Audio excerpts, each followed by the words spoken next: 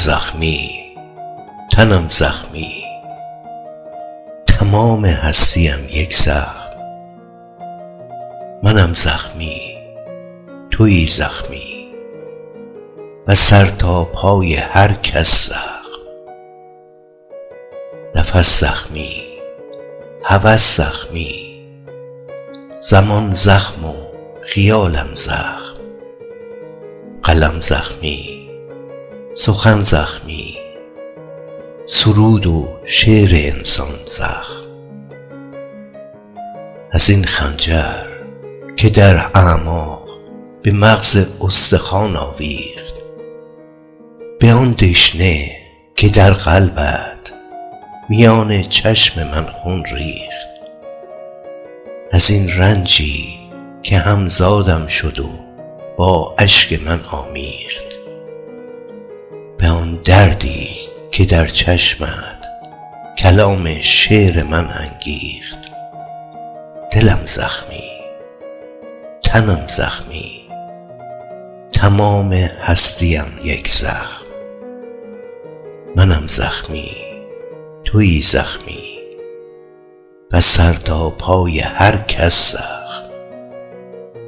نفس زخمی، هوس زخمی، زمان زخم و خیالم زخم.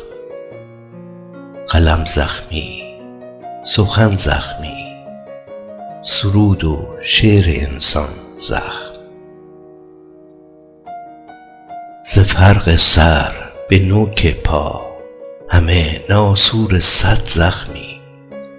من مفتون، توی مبهوت، همه درگیر این شرمی.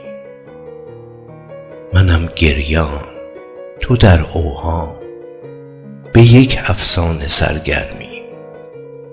تو گویی غم به پا خیزد، کند این زندگی ترمیم. نگاهت را رها ساز و ببین خنجر که در ذهن است. تو میدانی چه میخوانم، ترانه غرق در خون است. چنین بودن، چنین مردن، خزان عمرمان این است. بسان شمع که شب سوزد، بسوز اینقدر که سنگین است. دلم زخمی، تنم زخمی، تمام هستیم یک زخم.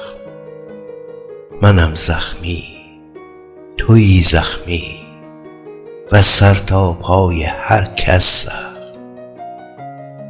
نفس زخمی، هوس زخمی، زمان زخم و خیالم زخم.